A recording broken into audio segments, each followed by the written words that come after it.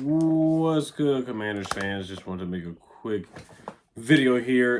Just talking about the Kirk Cousins smoke. We just got to get this out the way. I got to make a video about that. Shout out to my guy, Pedro. He made a video about it too. And then I want to talk about Drake Maye, some of the smoke that he is the favorite right now at pick number 2 for the Commanders. Of course, it is smoke season. Different things like that coming out, news coming out.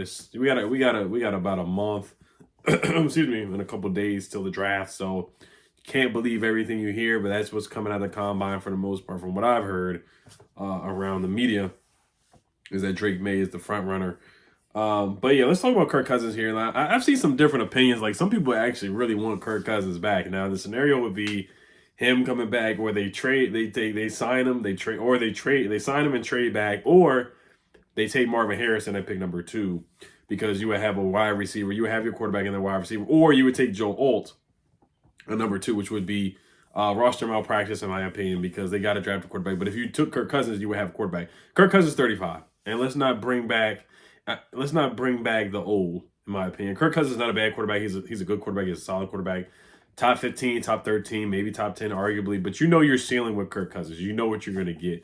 You may make the playoffs. If you do, you're going to lose in the first round. He's basically like Dak Prescott, where he's going to lose in the first round, or choke in a big game, or choke in a playoff game. They lost to the Giants last playoffs, when they actually made the playoffs, and they lost to the Giants at home. Like, that's the typical Kirk Cousins. I'm not going to blame him for the loss, but that's just the typical stuff you get from Kirk Cousins. You have good regular season numbers. You know, you talk about the empty stats and the comeback stats and stuff like that. He's had some really good games. He has great weapons. Justin Jefferson, T.J. Hawkinson, Dalvin Cook last year. He's always had good weapons around him. He's had a good offensive line. Right now, we do have good weapons with Terry. He would make Terry better. I'll say that. He would make Jahan better. He made Curtis better if we kept Curtis. He would make guys better. That is true, but we don't have the offensive line. We have to beef up this offensive line. We don't have a left tackle. We don't have a center. We don't have a right tackle. We don't have a left guard. You know, when he was here, when he was really successful, when he had good seasons, and we still only made the playoffs once, 8-7-1. He had a darn good offense. He had Trent Williams. He had Brandon Sheriff. Morgan Moses was solid. Was Chase Rhea the center at the time? Like, he had a darn good offensive line. That was a good offensive line. That was a solid offensive line, like above average for sure. And really good wide receiver group. The defense was just awful. And he just wasn't able to really get it done. Like, he put up numbers, but he just wasn't able to get it done. He's 35 years old. Then you got to pay him big money, Kirk Cousins. And I just don't think it's worth it. I think you have to reset the clock, especially with a new GM, new owner, new front office. I think it's just better to start fresh with a rookie quarterback, and it's okay to be bad your first year. You don't have to come in and win now and be 10-6, 10-7, 9-8, which is basically what you're going to get with Kirk Cousins with this team and this roster. You don't have to force it with a 35-year-old quarterback. It's about time we start the clock with a young quarterback. We tried to do it with Sam, but we knew Ron Rivera was out the door. This will actually be in lockstep, where you have a GM and a coach coming in at the same time with the same vision, coming in with a young quarterback ready to develop him and groom him, and ready for the long haul and ready for the slow process. And we could hit the ground running with a rookie quarterback. You never know. But like I said, Kirk Cousins is a good quarterback. I'm not sleeping on him or anything like that. But right now, we don't really need to go with a retread quarterback. I think we need to start fresh with a guy from the draft. Now, Kirk, like I said, if he came here, we'd probably be 9-8, 10-7, maybe something like that. 9-8, 8. I can see 8-1 with Kirk. We've seen it before. 8-7-1. We've seen it before with Kirk. But you know, you look at the last couple seasons, he's had good. Like, he always puts up good numbers. You look at his numbers. His numbers are always going to be good. He's always going to have a bunch of yards. He's always going to have a bunch of touchdowns. Touchdown interception ratio is going to be fine. It's just, what does he do in the big games? How does he play in the end of the season? How does he play in the playoffs? 6 seasons, 1 playoff win the whole time. When he's with the Commanders, never had a playoff win. But he goes where the money goes. Goes where the money goes. And this is the article from Ben Standig. He came with the article the other day. This is where all the smoke is really coming now. He says Kirk Cousins is open to a return to Washington based on conversations with league sources in recent years. And yeah, I don't see why he wouldn't want to come back. I mean, Dan Snyder's gone. It's a new front office, so he has no ill will. There was an opportunity where we could have traded him to the Niners when Kyle Shanahan wanted him, but Bruce Allen, Dan Snyder, they didn't want to do business with him. You know, Adam Peters with Kyle Shanahan, so there probably is there might be like the smallest percent of interest there, him being with Kyle Shanahan in the past, and Kyle Shanahan liking Kirk Cousins. Like I said, we could have traded him to the Niners back in the day, but it is what it is with that. And then Ben Standig also wrote, he said the idea of Kirk Cousins returning to play for Washington isn't some inconceivable fever dream.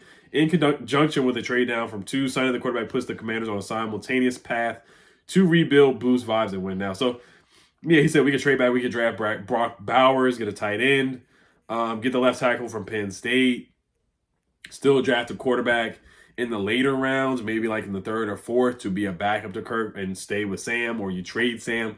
So there still is an opportunity to kind of build the team and bring in Kirk Cousins. You still got to pay Kirk a lot of money. He's making $35 million this year. But I could see something like that. I think it's a 0% chance. But if they're like, okay, you bring in Kirk, you trade back, you get the left tackle from Penn State, you get Brock Bowers in the late 1st round, early 2nd round, or something like that. You keep Curtis Samuel. You still have your legitimate trio of wide receivers. You have a young left tackle. Andrew Wiley, I don't know what you do with him, but you sign somebody at right tackle.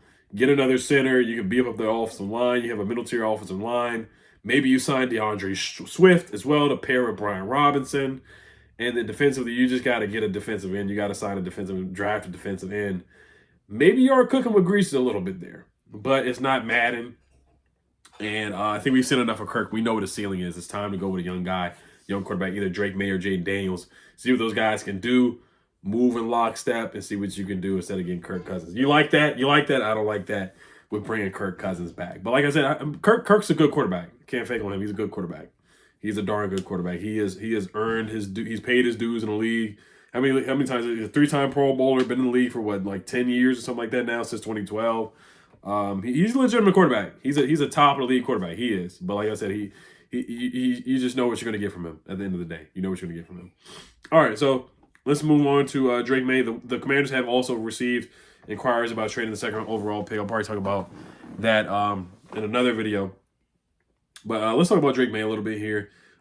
This is from The Athletic. Jeff Howe wrote, there's belief by rival team executives that the Washington Commanders are high on Drake Maye and that he should remain the favorite as the 2nd pick. Also, J.P. Finlay also said the same thing. He was down at the combine, talked to a lot of people. He said the Commanders are high on Drake Maye, that, he's leaving feeling that Drake Maye would be the 2nd pick of the draft for the Commanders. So we'll see what happens with that. Dan Quinn said that Drake Maye is athletic. Don't want to take too much from that word game, but it's something to think about. Drake Maye, I'm fine with either one. Like, I'm not mad. I'm not like, oh, we should take Jaden Daniels. Preferably, I prefer Jaden Daniels. But if we get Drake Maye, I like both quarterbacks. I think both are good picks. It's not like this is a bad quarterback draft. I think Drake Maye is a good quarterback. The only thing that concerns me is the windup, the footwork. Merrill Hodge went in and cooked him, said he's not extremely athletic. He wouldn't take him in the 2nd round. I don't agree with that, but is he athletic? He's fine. Like, he's a good athlete. Like, he can run, had a 100-yard rushing game. He was better the year before, kind of like Sam Howell, where he had a good junior year, or the year before he went to the draft, he had a good year. This year kind of had a down year. You look at the NC State game, the Clemson game, had a couple turnovers in those games. You see some of the weaknesses in his game, some of the deficiencies and what he has to work on. And those are some concerns. Those are some red flags. He's not as explosive, of course, as Jaden Daniels. Not as much as a game changer, but the big-time throws, the arm talent is certainly there with Drake Maye. You look at some of the games the year before, like the Notre Dame game, 5 touchdowns, no picks, had some really good games there. And had some good games this season, too. Faced some pressure, has some good games, throws guys open, good accuracy on the outside, and intermediate throws as well. So Drake Maye, he's a good quarterback. He is a good quarterback. I think he would be a solid pick for this team. Has the height, the weight, the athleticism.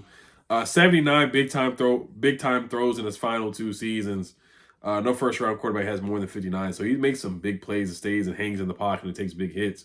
And like I said, he does have mobility as well, where he can run. He ran for 106 yards against NC State in that game, where he struggled to throw the ball, had 2 picks, turned the ball over in that game, but had 106 rushing yards. So he can do things. He's a dual threat quarterback, can make stuff happen. He can make guys miss here and there too. So I think he's a solid pick. I think he'd be a solid pick for sure. Would it be better for him to sit behind a guy kind of like Jordan Love did, behind Aaron Rodgers? Sure, but he's just not going to have that luxury here. So we got to be patient with whatever quarterback we get. And we just got to be patient. I know we're not patient with quarterbacks here, kind of like Sam Howell, but I think Drake Maye would be a solid pickup. So we'll see. It is smoke screen season right now.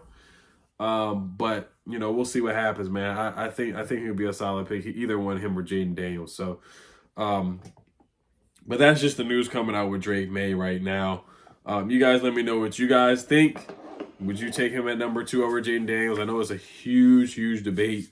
It's a huge debate, but I do like both, and I think Jaden, the ceiling, I think Jaden has the higher ceiling, of course.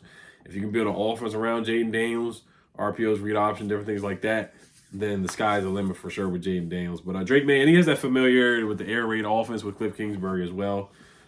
He's played in multiple offenses. Same thing with Jaden Daniels. He's played in multiple offenses this time with Arizona State and with LSU. But it is good to see that Drake Maye has some familiarity with the air raid offense as well, so he could come in and relate to Cliff Kingsbury early coming in. So, all right, you guys let me know what you guys think. I'm definitely gonna be making some free agency videos coming up this week for sure.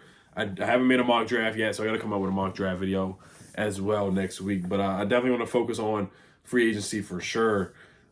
With free agency coming up, coming up with on the 13th. So, all right, you guys know what you guys think about everything. Health Commanders, peace.